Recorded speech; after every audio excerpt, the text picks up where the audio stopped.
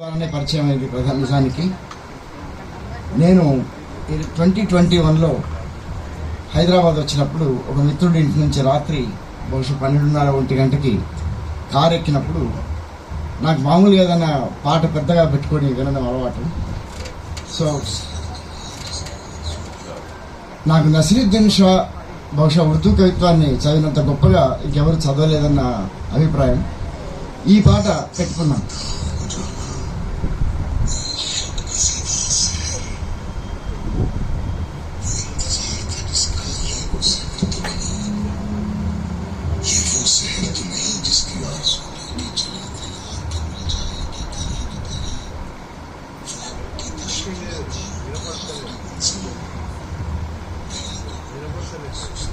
ఇది ఎందుకు వినిపించానంటే ఉర్దూ కవిత్వం చదవడానికి, ఉర్దూ కవిత్వం వినడానికి ఒక ప్రత్యేకమైన శ్రద్ధ, అనురక్తి, ఆసక్తి ఉండాలి.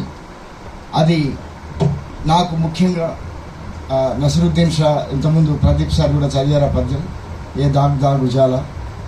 ఆ పద్యం చదివినప్పుడు, ఆ పద్యం విన్నప్పుడు బాగా మనసుకు తాకింది. నాకు ఆ ట్యాక్సీ డ్రైవర్కి మధ్య ఇంటికి చేరేదాకా గంట సేపు కవిత్వం గురించే మాట్లాడుకున్నాం. అట్లా ఉర్దూ సినిమా కవిత్వం ద్వారా పరిచయమై ఇప్పుడు ఉర్దూ కవిత్వంతో నేను చాలా దగ్గర సంబంధం ఏర్పరచుకోవడానికి సుధాకరన్ కూడా ఒక ముఖ్యమైన కారణం.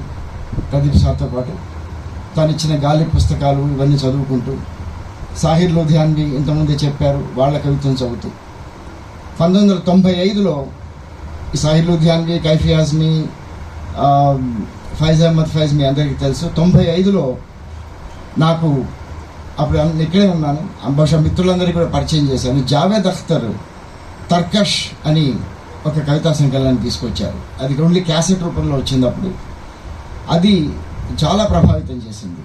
నిజానికి ఓ పురాణా కమ్రా యాద్ ఆతా హే, దాన్ని ఇన్స్పిరేషన్ తోటి నేను నా సంతకలో అర్రా అనే పోయిన కూడా రాశాను. సో ఇట్లా ఉర్దూ కవిత్వం నా జీవితంలో, కవిత్వంలో భాగం అయిపోయింది అనడానికి ఒక ప్రధానమైన ఉదాహరణలు చాలా చెప్పుకోవచ్చు. ఇవాళ మాట్లాడాల్సింది నిజానికి ప్రోగ్రెసివ్ ఉర్దూ లిటరేచర్ గురించి, కానీ అంత సమయం లేదు మాట్లాడుకోవడానికి, అంత ఇప్పుడు విశ్లేషించుకోవడానికి కూడా లేదు. ఎందుకంటే నేను మీకు వారసి బ్రదర్స్ మధ్య ఉన్నా, నన్ను తరవేయడానికి మీరందరూ రెడీగా ఉన్నారు నాకు తెలుసు. So I don't want to do that. But 2-3 విషయాలు మాత్రం చెప్తాను. ఒకటి, ప్రోగ్రెసివ్ రైటర్స్ అసోసియేషన్ ఫామ్ అవడం లండన్లో ఫామ్ అయింది. ఆ మేనిఫెస్టో సజ్జద్ జహీర్ అనే అతను రాశాడు 1934 నవంబర్ 24 నాడు. తెలుగు కవిత్వానికి ఈ ప్రోగ్రెసివ్ రైటర్స్ అసోసియేషన్కి చాలా దగ్గర సంబంధం ఉంది. ఇంతకుముందు సాహిర్ లూధియాన్వి తాజ్మహల్ కవిత చెప్పాడు కదా, దానికంటే 15 ఏళ్ల ముందే తాజ్మహల్ నిర్మాణానికి రాళ్లెత్తిన కూలీలు ఎవరు అనే ప్రశ్న వేశాడు తెలుగు కవి. Who was the labourer for building the Taj Mahal. అట్లాగే ప్రోగ్రెసివ్ రైటర్స్ మేనిఫెస్టో మొత్తాన్ని పొలాలన్నీ హలాల దున్ని రాతరంలో హిమం పండగ అంటూ కవిత్వంలో దింపేశారు ఆ తెలుగు కవి. సో అట్లా తెలుగు కవిత్వానికి, ప్రోగ్రెసివ్ ఉర్దూ కవిత్వానికి చాలా దగ్గర సంబంధం ఉంది. రెండో ప్రపంచ యుద్ధం జరగడం, ఫ్యాసిజం పైకి రావడం, ఒకవైపు సోవియట్ సోషలిస్ట్ రష్యా ఏర్పడడం, మాక్సిమ్ గోర్కీ, ప్లెహనోవ్ లాంటి గొప్ప సాహిత్యవేత్తలు ఒక సోషలిస్ట్ రియాలిజాన్ని తెలుగు సాహిత్యంలో ప్రవేశపెట్టడం, ఇవన్నీ జరుగుతున్న సందర్భంలో రాల్ఫ్ ఫాక్స్ లాంటి వాళ్ళు లండన్లోంచి మాట్లాడుతున్న మార్క్సిస్ట్ దృక్పథం నుంచి మాట్లాడుతున్న సాహిత్య సందర్భం, ఇవన్నిటి నేపథ్యంలో ఈ ప్రగతిశీల PWA progressive writers association form అయింది. అది ప్రధానంగా 3 విషయాల్ని ఉర్దూ కవిత్వానికి చెప్పింది.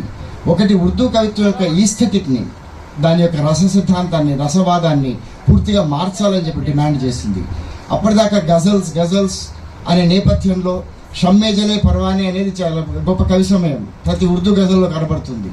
ఫ్యూడలిజానికి, రాచరిక వ్యవస్థకు ఒక మధ్య ఉన్న ఆ గజల్ అనే దాన్ని తిరస్కరిద్దాం అని ప్రోగ్రెసివ్ రైటర్స్లో చాలామంది ప్రతిపాదించారు. కానీ మజ్రూ సుల్తాన్పురి లాంటి వాడు పూర్తిగా తిరస్కరించడం వల్ల ప్రయోజనం లేదు, దాన్ని మనం తిరిగి వాడుకుందాం. ఎట్లాగైతే మన తెలుగు కవులు కూడా పాత పదాలని, పాత సంస్కృత పదజాలాన్ని, పాత భావజాలాన్ని ఎట్లాగైతే వాళ్ళు వాడుకున్నారో, గజల్ని కూడా మనం వాడుకుందాం అనే పద్ధతిలో గజల్ని ప్రోగ్రెసివ్గా వాడుకోవడం మనకు కనబడుతుంది. అట్లాగే ఒక ధిక్కార స్వరంగా వాడుకోవడం. నిజానికి సాహిర్ రాసిన పోయమ్స్ కానీ లేకపోతే కైఫీ రాసిన పోయమ్స్ కానీ వీటిని ప్యూర్ గజల్స్ అనడానికి వీల్లేదు. రాశారు గజల్స్ కూడా, కానీ మజ్రూ సుల్తాన్పురి అతను కూడా పీడబ్ల్యూఏలో భాగం ఉన్నాడు, అతను గజల్స్ రాశారు. సో అట్లా వాళ్ళ ఎక్స్ప్రెషన్స్లో, వాళ్ళ వ్యక్తీకరణలో, వాళ్ళ భావజాలాన్ని ప్రదర్శించడంలో ముఖ్యంగా శ్రామిక వర్గం వైపు నిలబడాలి, శ్రామిక వర్గ విముక్తి కోసం నిలబడాలి అనే మార్క్సిస్ట్ దృక్పథం నుంచి ఆ పీడబ్ల్యూఏ పనిచేసింది, అభ్యుదయ దృక్పథం నుంచి పనిచేసింది. రిలీజన్కి సంబంధించిన అన్ని ఆర్థడాక్సీల్ని అది వ్యతిరేకించింది.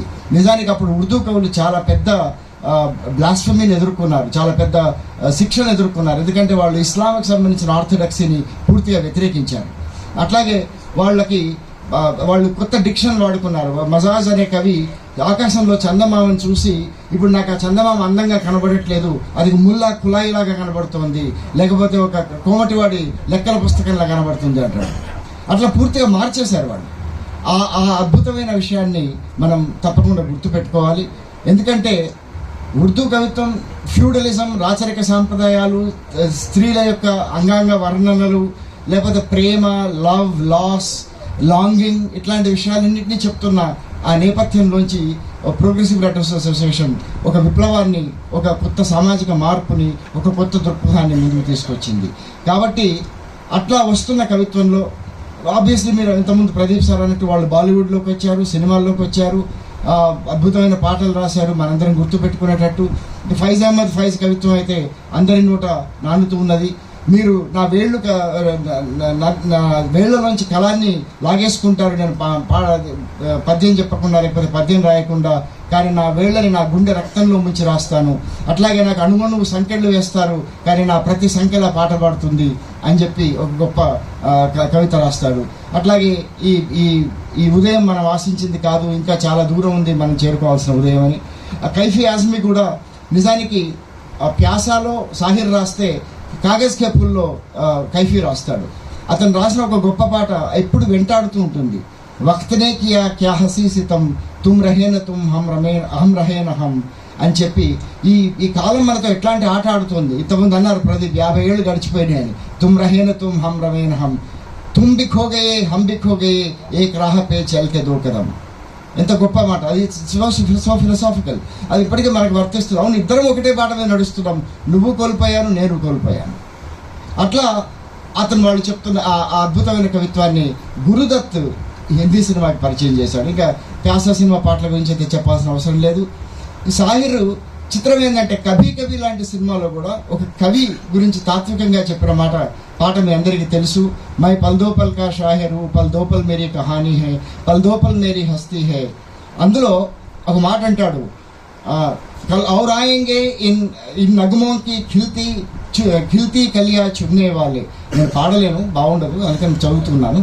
కల్ ఔర్ ఆయేంగే ఇన్ నగమో సే ఖిల్తీ కలియా చున్నే వాళ్ళే, తుమ్సే బెహతర్ సున్నే వాళ్ళే, హమ్సే బెహతర్ కహనే వాళ్ళే.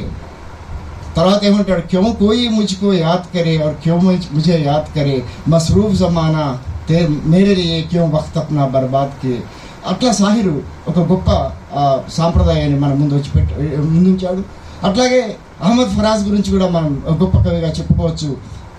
అబ్ కే హమ్ బిछड़े शायद कभी ख्वाबों में मिले, अब के हम बिछड़े शायद कभी ख्वाबों में मिले, जैसे सूखे हुए फूल किताबों में मिले, जैसे सूखे हुए फूल किताबों में मिले. అహ్మద్ ఫరాజ్ సాబ్ చాలా గొప్ప పోయాం. ఇంకా దాని తర్వాత నాకు ఇది ఎట్లా పరిచయం అయిందంటే మెహదీ హసన్ ద్వారా పరిచయం అయింది. మెహదీ హసన్ వినడం మొదలుపెట్టాక అబ్కే హమ్ బిచ్డే పరిచయం అయింది. అట్లాగే మెహదీ హసన్ విడిచిపెట్టిన తర్వాత గులోమే రంగ్ భరే మన ఫైజ్ అహ్మద్ ఫైజ్ సాంగ్ అట్లా పరిచయం అయింది.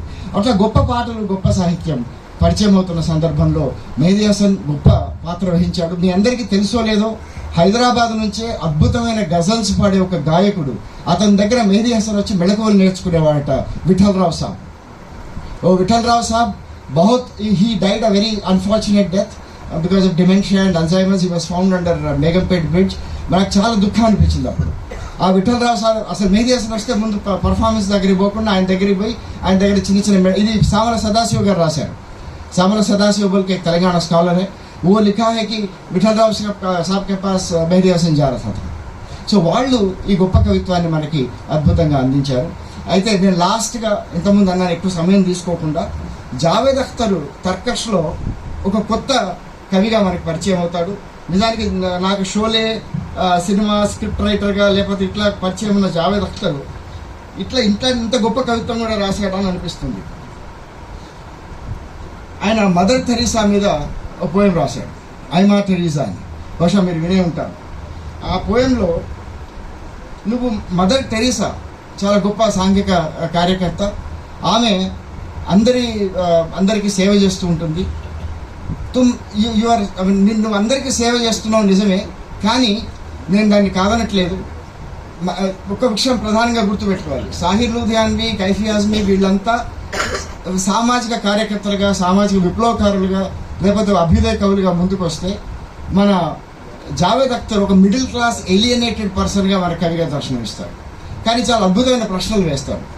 ఆ ప్రశ్నలు మీరు నుస్రత్ ఫతే అలీ ఖాన్ పాడిన జావేద్ అఖ్తర్ పాటలు, అందులో కూడా మీకు ఆ ప్రశ్నలు, షహర్ కే దుకాన్దారు తుమే క్యా మాలూమ్, హిజ్ర్ కే హై వస్త్ కే హై అని చెప్పి అద్భుతమైన పాటలు ఉంటాయి. ఆయన ఈ మదర్ తెరీసా గురించి రాసినప్పుడు, मैं ठहरा खुदगर्ज बस एक अपनी खातिर जीने वाला, मैं ठहरा खुदगर्ज बस एक अपनी खातिर जीने वाला, तुझको मैं किस मुंह से पूछूं, तुझको मैं किस मुंह से पूछूं, तूने कभी ये क्यों नहीं पूछा, किसने बदहालों को बदहाल किया है. आप बदहालों को बहुत सेवा करते हैं मदर टेरेसा, मगर क्यों नहीं पूछा कि बदहालों को बदहाल क्यों किया, कौन किया है. तूने कभी ये क्यों नहीं देखा, वही निज़ाम-ए-ज़ार जिसने इन भूखों से रोटी छीनी है, तेरे कहने पर भूखों के आगे कुछ टुकड़े डाल रहा है. Beautiful poem. మదర్ టెరీసా గొప్పదే, కానీ ఎవరైతే వాళ్ళ దగ్గర నుంచి రొట్టెలు తీసుకున్నారో, కిస్నే చీనీ హే, వాళ్ళు మళ్ళీ ఆ చిన్న చిన్న రొట్టె ముక్కలు నువ్వు అడిగితే వేస్తున్నారు. కానీ నేను ఎట్లా అడుగుతా, నేనేం చేయలేదు కదా అని చెప్పి, ऐसा क्यों है एक जानिब मजलूम से तुझको हमदर्दी है, ऐसा क्यों है एक जानिब मजलूम से तुझको हमदर्दी है, दूसरी जानिब जालिम से भी आर नहीं है. एक जानिब मजलूम से तुमको हमदर्दी है, दूसरी जानिब जालिम से भी आर नहीं है. You are not opposing these people. Thank you. You are not opposing these people who are actually taking that bread and butter from the poor people అని చెప్పి జావేద్ అఖ్తర్ రాశారు. చాలా చాలా టచింగ్ పోయమ్స్ ఉన్నాయి తర్కష్లో, ఇఫ్ యూ ఫైండ్ ఇట్. लेकिन सच है ऐसे बातें मैं तुमको किस मुंह से पूछूं, लेकिन सच है ऐसे बातें मैं तुमको किस मुंह से पूछूंगा तो मुझ पे भी वो जिम्मेदारी आ जाएगी. We all belong to this class. How can I ask you this question? पूछेगी तो मुझ पे भी वो जिम्मेदारी आ जाएगी जिससे मैं बचता आया हूँ. बेहतर है खामोश रहूँ मैं, और अगर कुछ कहना है तो यही कहूँ मैं, ऐ माँ टेरेसा मुझको तेरी अजमत से इनकार नहीं है. Thank you very much.